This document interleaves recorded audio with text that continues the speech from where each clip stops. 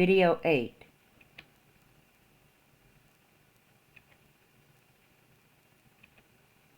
Chapter 25.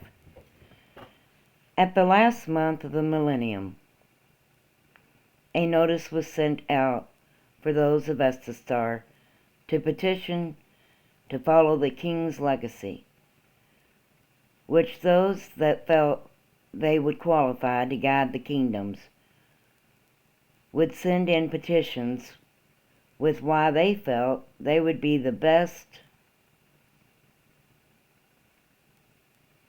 for the kingdom of their choice. Emmett and Lewis had together looked over each petition and narrowed over 65 petitions down to 7. No one really knew who the new kings would be. It was the next first day of the 2 weeks of the first month of the new millennium.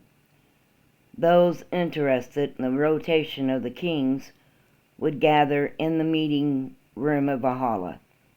Emmett, with his father and the kings by his side, stood before all.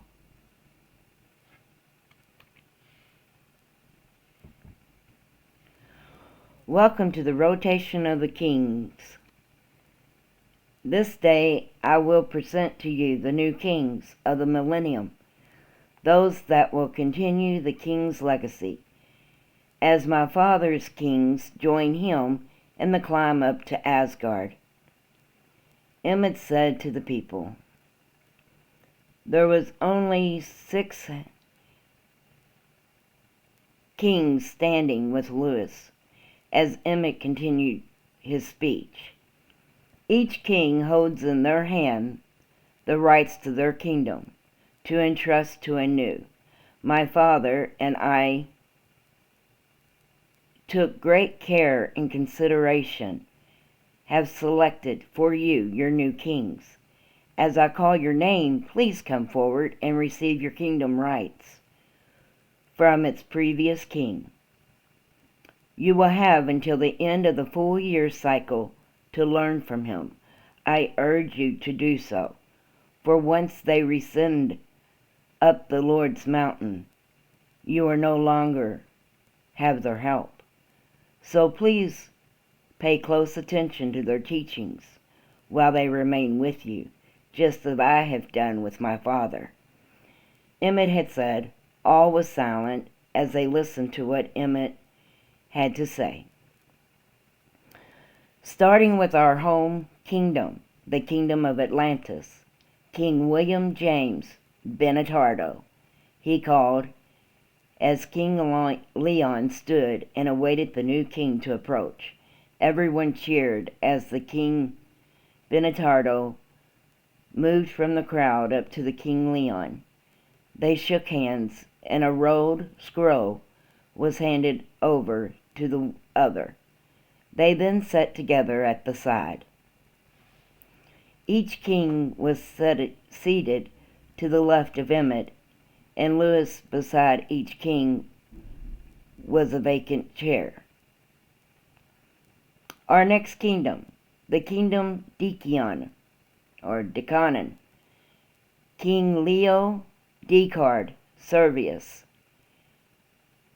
he called, and everyone again cheered as King Servius came forth, and to King Lawson.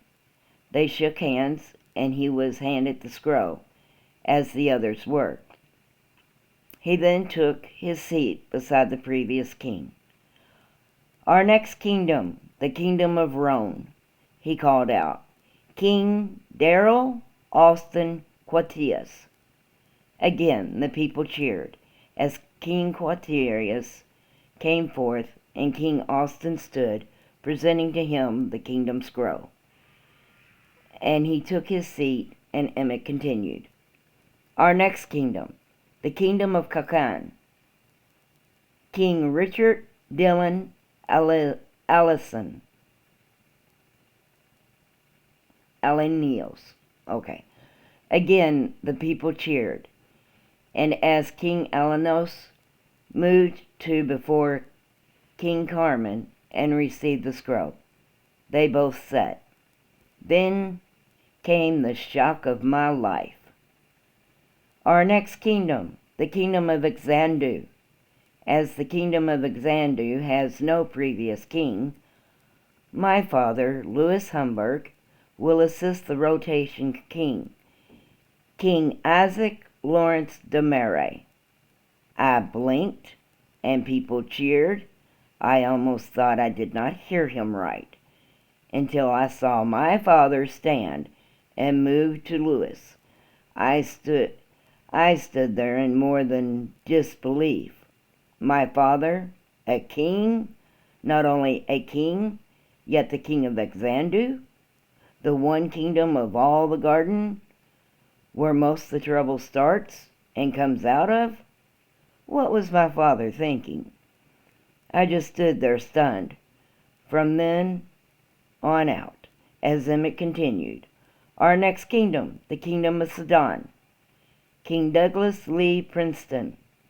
As the same occurred as before, the people cheered, and he took the scroll from the King Jewel and took his seat. Our last and final kingdom within the Sultan, the kingdom of Brazil, King Richard David Duncan. King Duncan stood, and the people cheered, and he moved to receive the scroll from King Jameson and sat with the others.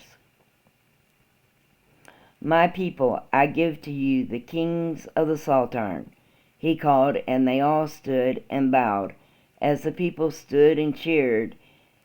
And after was the celebration of the kings, and I pulled Emmett to the side. My father, Xandoe, Emmett, I said, looking to him, and he started to laugh. What is the miss, Law? My lord, your father is very qualified for the position, and he wished it. So my father and I felt he would be the best choice, Emmett said. I am not relocating to Xandoe, or are you insisting I do? I asked, thinking that he was sending me along with my father, as the sons of the kings are the officers of the kingdom and the king's circle. Law, you are my advisor. Why would I send you to Xandoe? He asked, laughing. That was my next question, as to what I did wrong, I told him. Your father petitioned for the position, and father and I believed he deserved it. Do you think not? He said, as my father came up behind us, placing his hand on my shoulder and one on Emmett's. I turned and looked at him. Congratulations, father, or should I say, your highness, sire, I smiled. You're upset, I can tell. He informed me. Father, I do not wish to leave Emmett's side. I explained to him. Steward, I would not hear of you leaving the side of our high priest, my son. Besides, I have Lawrence and Stephen. I do want to ask you keep Isic here to finish classes. He is upset, for if he relocates, he is taken away from Princess Juanita and Princess Patricia. He laughed. I will get a cottage, and he can remain with me until class is complete, I told my father. Nonsense, Emmett spoke up. Father and I both looked at Emmett. What? After father resends up the Lord's mountain, retransferred to Valhalla, there is enough room for him there. There is no need for you to get a cottage, he informed me. I laughed and looked back to my father. I guess he will be living at Valhalla, I told my father. Thank you, sire, my father said. Sire? Emmett questioned. Do not even say that. No matter what, it is still Emmett. We all laughed and went to join the celebration of the kings. My father and mother, and all with the exceptions of Isic, who was my youngest brother, started out the next day for Xandoe. Lewis had went with him to help him get settled in. Isic moved into Damera with me. It had been a month, and Partina and Steward were going to perform at the East Tavern with Mike, Danny, and Patsy. So we were all at the East Tavern. It had been between performances that the situation occurred.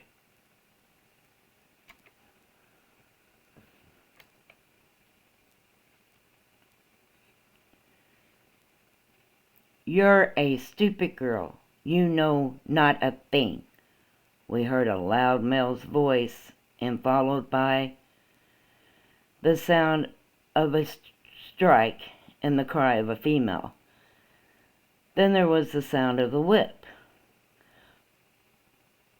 Partina and Juanita moved over to us, and Juanita looked to the way of the male. Do something. The young girl has done no wrong," Juanita had said. "The girl belongs to the male, Juanita. What do you propose I do?" he asked as the male continued to strike the young girl as she moved to the wall and curled up. She is no more than a child," Partina then said. Emmett looked to me and stood, moving over to the man. I moved with him. As he approached, Emmett took hold of the man's wrist that held the whip and prevented him from striking the girl. As Mike and Danny saw Emmett, they came off the stage.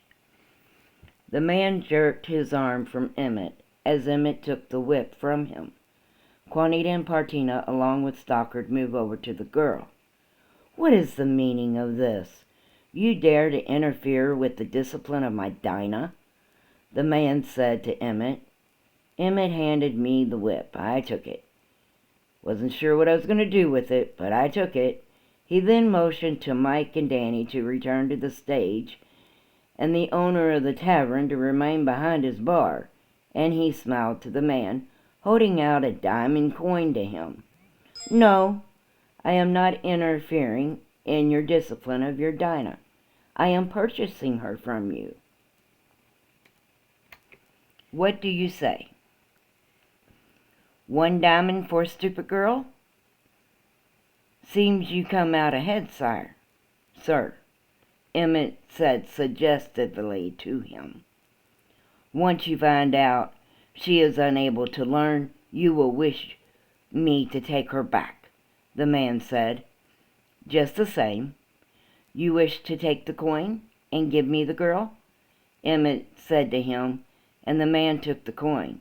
"Thank you," Emmett then said, and turned, nodding to the priestesses, and we moved back to the table. I watched as the man shook his head, blinked a couple times, and then, confused, he left. I chuckled and looked to the young girl Emmett now spoke to. "What is your name?" he asked her. "Damera, master," she said meekly. "Are you out of classes, Damera?"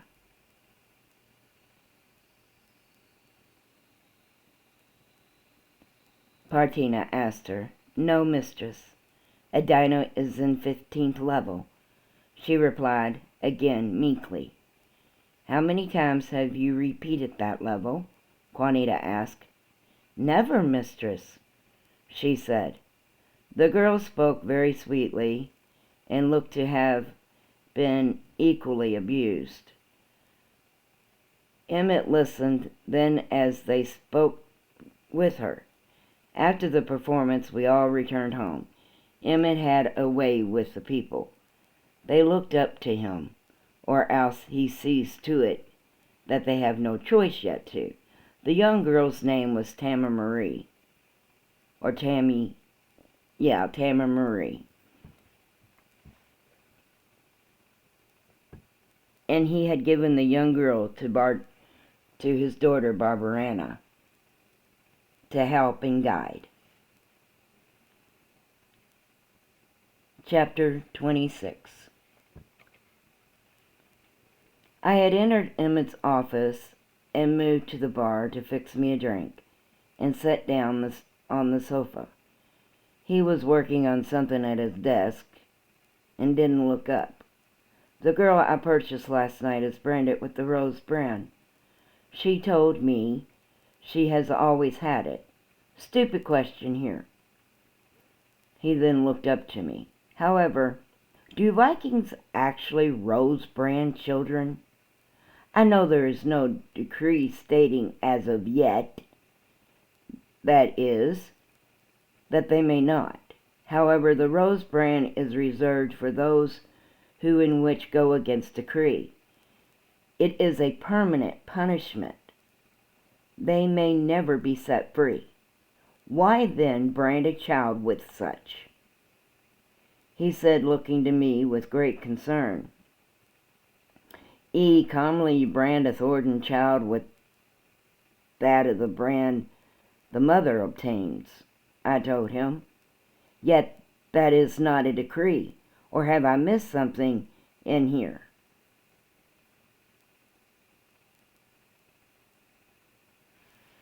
He said, holding up the decree book, "No, you have not missed anything. It is not by decree, yet by, I suppose, the practice of the Viking." I told him. "Well, I do not like it," he had said when his father came into the office. "You do not like what, my son?" Lewis asked as he entered. Emmett looked up to his father and stood. "Welcome home, father." "How is all in Xandoe?" he asked. "All is good, and I seem to be in Isic's way, more than assisting him. So I return to continue with you. Law, your father and mother sends their love," he then said to me.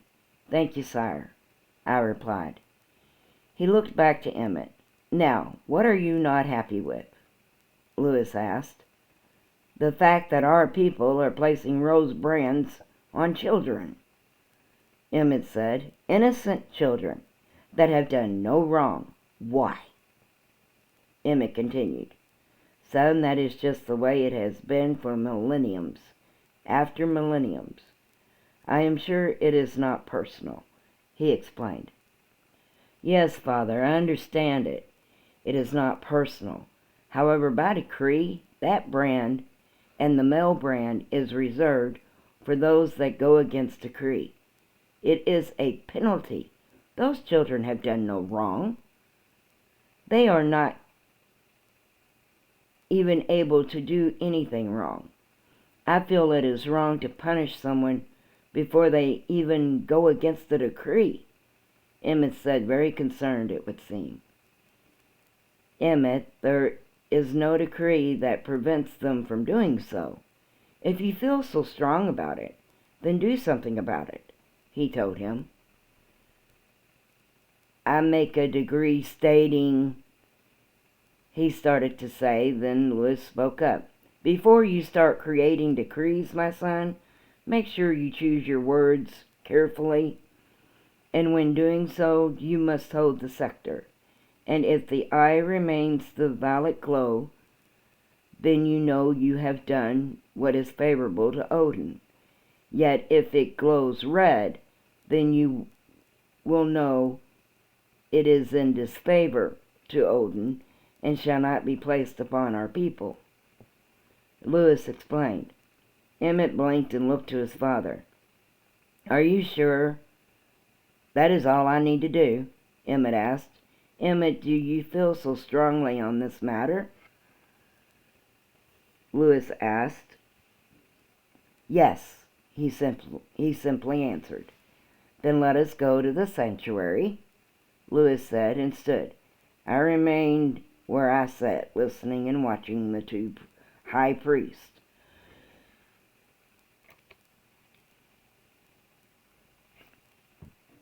The first year of the first term of the high priest was special, for 12 months the Sultan has 2 high priests. Lewis looked back to me as they were heading out. "Law, are you joining us?" he asked. Sire, I did not think I would be permitted to, as it would be the affair of the high priest, I replied respectfully. Lewis started to laugh, and a bright smile was seen on his face. Law, you and Emmett have so much to learn, as Emmett is now our high priest, and you and him are inseparable, and he has announced you as his advisor. Therefore, you are permitted anywhere he goes, and to stand beside him in everything he does. Lewis said, more so informing me. That surprised me, and I looked to Emmett standing. You remain out of my bath area and my chambers. Got it? He laughed. I do not wish to be in either one with you, I replied with a smirk. Lewis started to laugh as well as I stepped beside them. He placed his arm around the two of us and guided us out of the office. Come, you two still act as if you're in classes, he said with a laugh in his voice, and we moved out and down to the sanctuary, where the scepter was kept. Emmett stepped before it and took it in hand. As this day forth, no child under the level of 18 may possess a brand, be it rose, lily, or dingo, until the day comes he or she willfully goes against decree.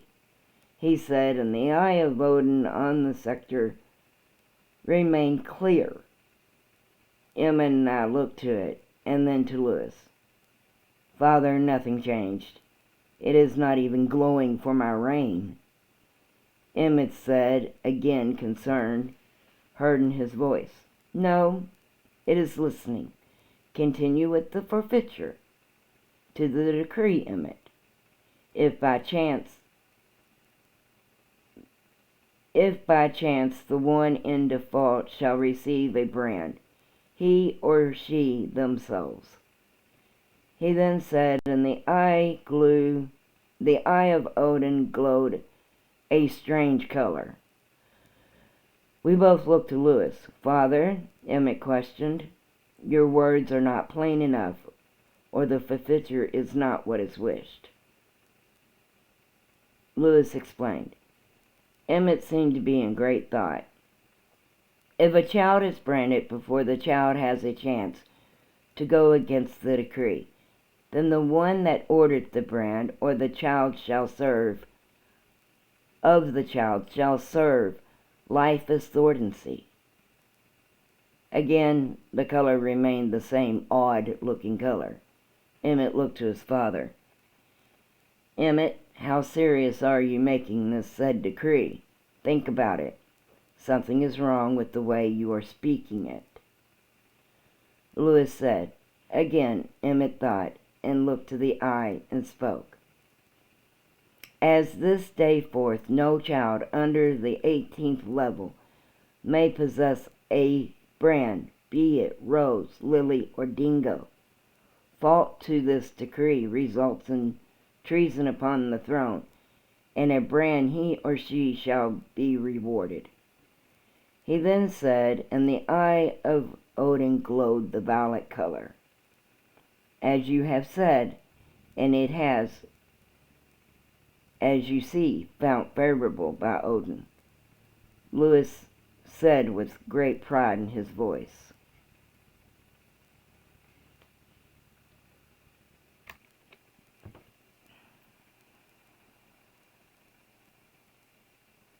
Furthermore, no thwarted child, be it free or otherwise, under the 18th level, may be separated from their mother, unless it be a result of forfeiture.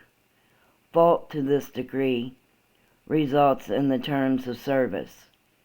Emmett called out, and the glow remained as so. No child may be sold or given into thwartancy by a parent. The glow continued to remain as so. Emmett then replaced the scepter back to where it rested. Now, my son, you need to have Juanita make a revision of the decree and send it out to the journals of Estastar to be made public, Lewis told him.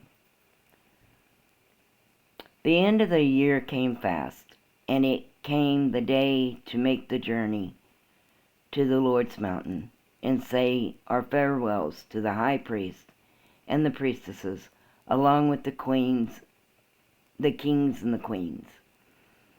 It was a joyful time, yet also a sorrow one, for we would not be seeing them again, as they would never again be permitted off the mountain of Odin.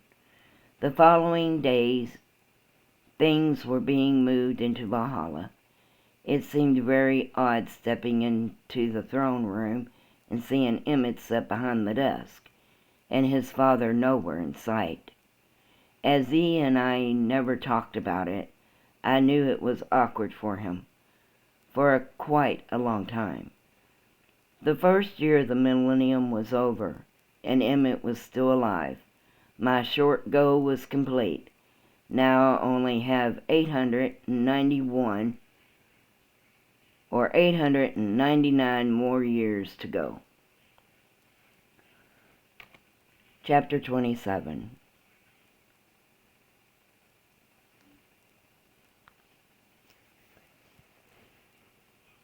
It was near the last of the second year that Emmett got a message from King Newton of Accra.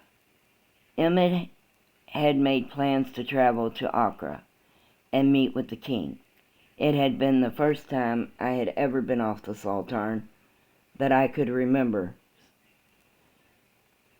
since we moved from Aztec. Emmett and I traveled with Scott, Maverick, Cyrus, Kurt, and John. We all took a ship to Accra. As we traveled, I stood with the others as I was in awe. The trees were taller and bigger than those on the Sultan, and so were the fruit of the trees. You would think you entered into a world of giants. I looked to Emmett as we emerged from the ship. "You ever been here before?" I asked. "Yes, many times with Father." "Watch yourself. There are large animals here, more dangerous than the dragons in the mystic forest," he laughed. "Thank you. I feel much better knowing this," I told him, and my stomach did a flip-flop. "Why are the trees and all so large?" Cyrus asked, as he and the others were looking about much as I was. "Because the ancient animals live on this land and feed from the trees, also from human flesh, so be careful," he said with a laugh. We started moving from the ship into the first town we arrived in. "So where is it we are going?" I asked as I followed Emmett. "We are going to the center of Accra, where King Neptune is," Emmett replied. As we passed the people, they seemed to be normal, besides the fact they dressed in a different type of clothing, and their clothing only covered parts of them, the gender parts, that is. No one said anything as we passed on through the town of Aquarius. There is a camp outside of Aquarius before we enter between Sunriro and Mundra, Emmett informed us, as we left the small town and entered onto the path. Still looking about, I felt like a child in the forest, with the nature the size of it was. As the cherry moon was setting for the second passing of the sun, I looked at Emmett. "All right, great leader, how far is this camp? And how safe are we after the night falls?" I asked as I heard different sounds I had never heard before, and truly had no way of describing them. He laughed. "Law, calm down. You're safer after nightfall here than you are back home. The animals of Aqua will not bother or harm you unless you move to hunt them, he said as we ventured on. It was becoming darker, and the sound of the animals were getting, it seemed, closer. Emmett and Scott were the only ones of us that did not seem worried. I was out of my domain and really wanting to be back within it. "We are here," Scott called out as he moved his hand to a large pole and lighting the wick of the lamp. As my eyes adjusted, I saw small huts in a circle, thwart imposed a circle of stone, and a large stone table. "Damn, what a camp. Looks as if we're in a small village," Kurt said.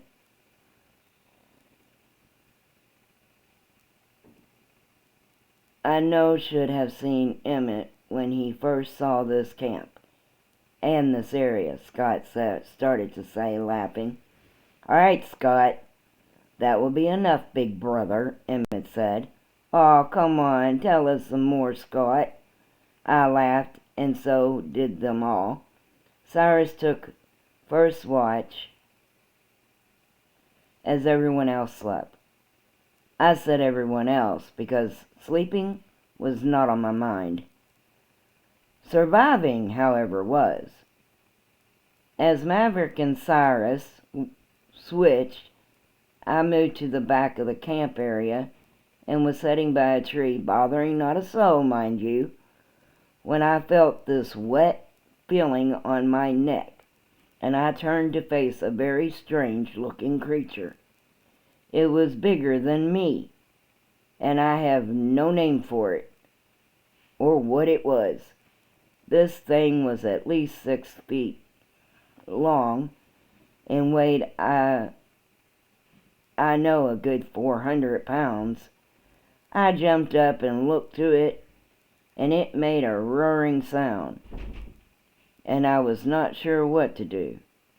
Maverick came over, and the thing made the sound again. "Do you think it wants to eat us?" Maverick asked. "I don't know what this thing wants." I moved my hand outward. "Shoot! Go away!"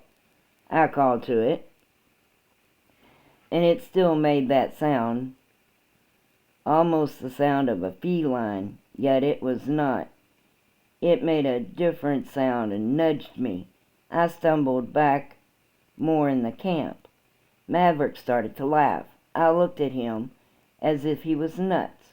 "What do you find so damn funny?" I asked him as the thing continued to nudge me. "I do think it is trying to talk to you. Perhaps it likes you," he said as the thing licked my arm, and I swatted at it. "Cease that," I said, wiping off my arm, and moved back to the center of the camp, and the thing growled and roared louder. Before I knew what had happened, I was on the ground, and this thing had a 200-pound paw on my chest, and making those sounds again, and my great guard was laughing his ass off. As I was thinking my life was over, I was going to be eaten. Then I heard the voice of my Savior. However, he was laughing as well, as he moved over to us, and much to my surprise, he placed his hand on the animal. "Hey, girl, what is wrong?" Emmett said to the thing. The thing then made different sounds and noises. "I see. Mind letting my friend up? I think you have placed the fear of the Lord in him sufficiently. Enough," he said, laughing harder. Then Scott joined the fun, and before long they were all awake and laughing at my offense. "I thought it wanted to eat me," I said, standing as the thing lifted its paw or whatever it had off me. No fear of that. She is a plant eater. She is a lipto. She would not harm any human. She has come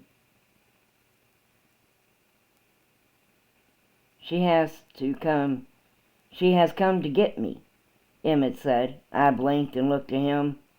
Imagine that, is all I could say, as I was still in shock of this thing. Come, we need to make it to the center, he said, then moved his hand at the side of the animal, and the animal moved its head down to Emmett and rubbed against him. I still stood there in shock. Then it moved back into the large trees.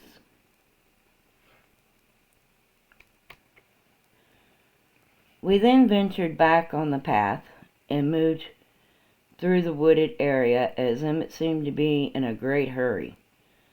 I looked to the side as I heard a weird sound, and there was this other thing, and it was larger than me, and standing to the side, and looking as if it wanted and could eat me. I moved up beside Emmett and Scott. E,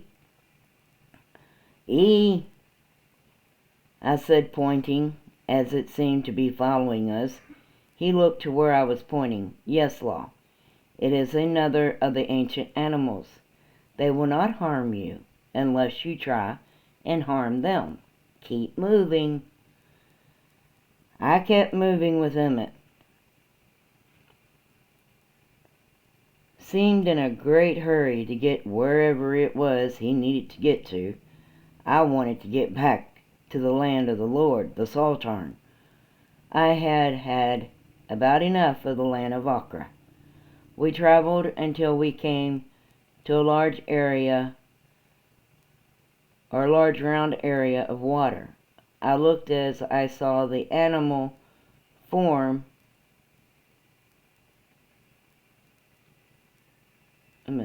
I saw as the animals formed about us. One came closer to us and made a deep growl as Emmett stepped from us and moved over to it and placed his hand out. The animal then made sounds to Emmett. I understood. Let me meet with the king, Neptune, and I will settle this once and for all. We mean you no harm, you know this, Emmett had said. I looked to Scott. Tell me he is not speaking to the animal, I said, more so in shock. Law, you know E can speak to the mystic animals as well with some of the others, Scott said. I knew he had said he could, had never really seen him do it. Well, there was once this feline, however, it was thrown at him, and I thought he was just being friendly, not actually speaking to it. Scott laughed as Emmett came up beside us. So, Emmett, how much farther to the center? I had asked. Farther? We are here. We are above the kingdom of Acre, he informed me, and I looked around. There was nothing yet water, and those strange animals and 4 glass cruisers. I looked back to Emmett and Scott, stepped onto one of the cruisers and opened a panel. Come, Law, you will be all right, he said, all full of confidence and shit as usual.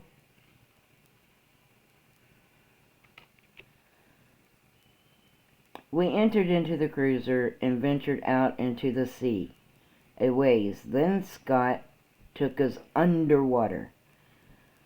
I then saw the sea animals about. Some I had never seen before or read about. Some were very strange looking. Others I could not even start to describe. As we traveled under the water, I saw buildings come into view. They looked to be made of gold. I then noticed we came upon a kingdom. I looked to Emmett and then back out from the ship. A full kingdom underwater. I asked, astonished. Emmett laughed as I moved my hand toward the people, whom were half human and half sea animal. And they wore no clothing whatsoever. Emmett, I questioned, looking to him. Law, I know we have studied the land of Accra along with the kingdom of it. He said, yes, we did.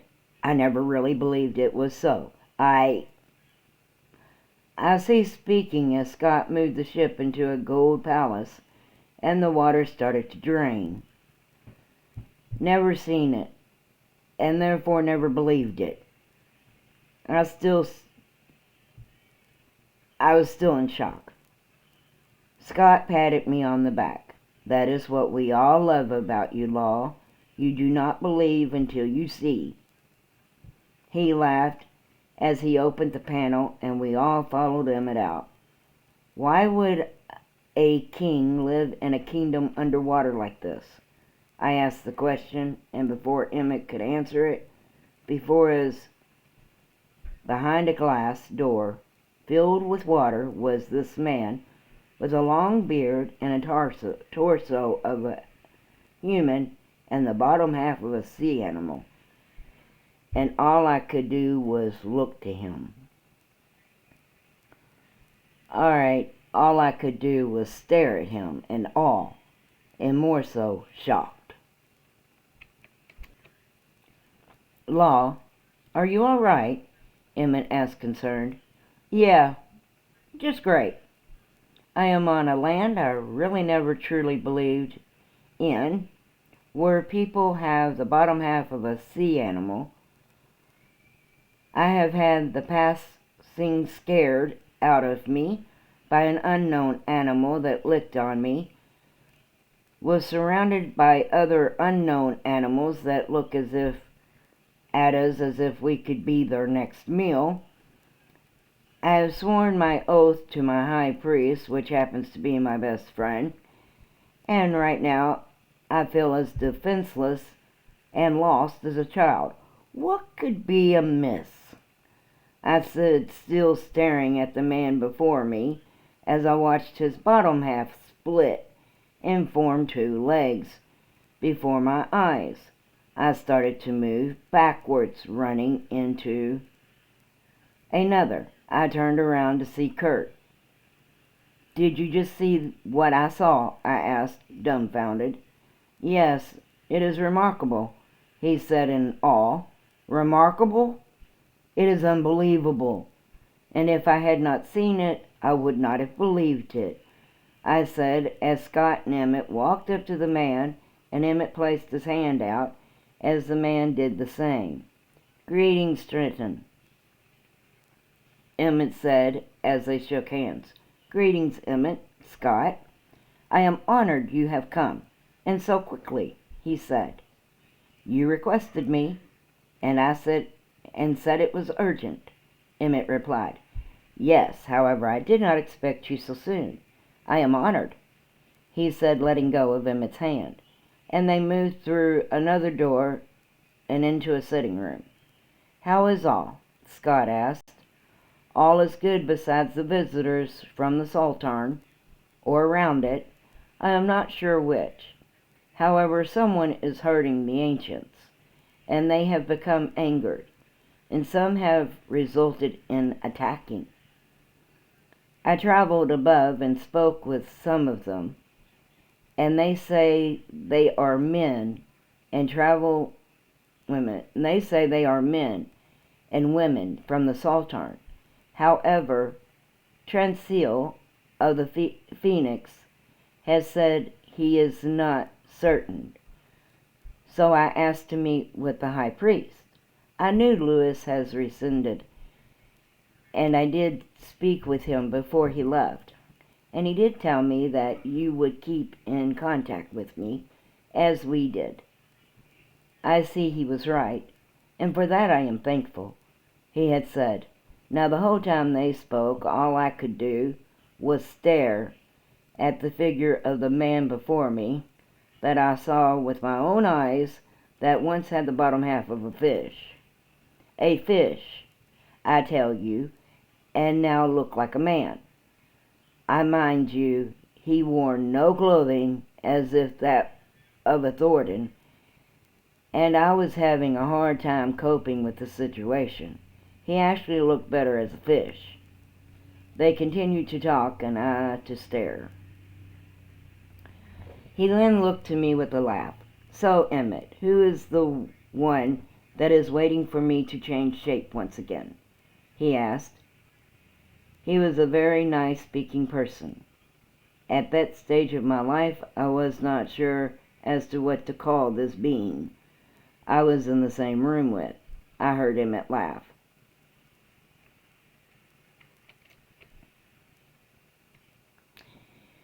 King Triton, Newton.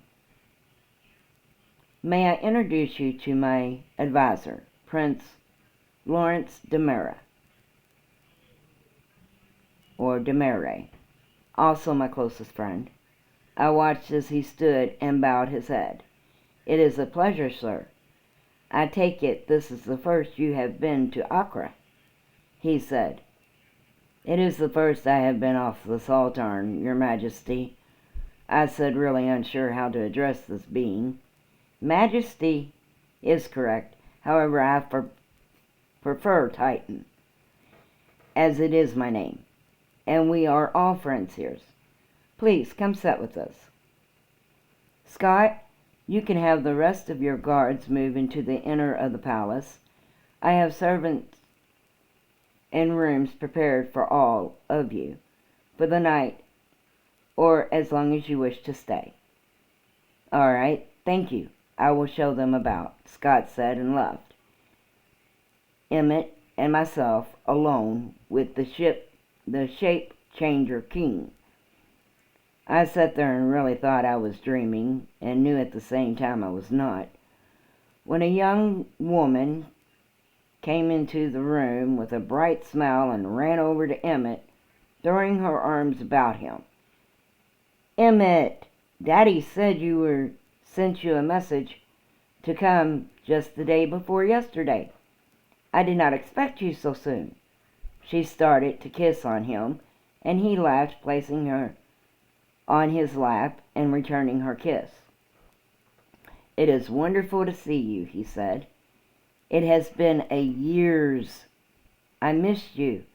I heard you are now high priest, so chances of you coming here to live is now really out of the question," she laughed.